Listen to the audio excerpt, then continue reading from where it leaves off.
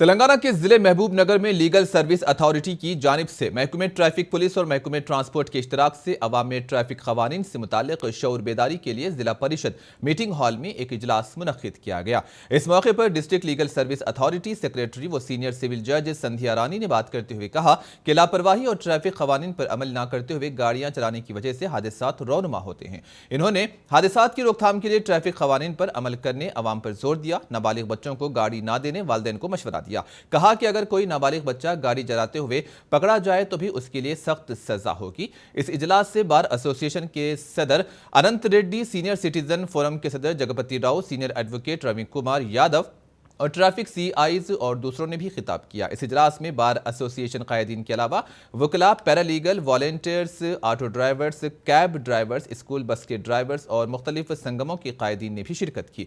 बताया गया है कि सुप्रीम कोर्ट के अहकामात पर तेलंगाना भर में ये प्रोग्राम मुनक्किद किए जा रहे हैं ताकि सड़क हादसात की रोकथाम हो सके।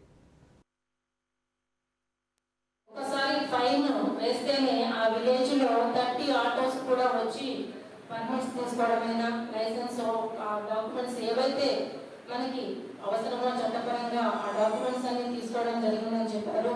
అంటే ఒక కేసు రాస్తే ఎంత మార్పు అంటే ప్రజల్లో సహజంగా భయం ఉంటుంది.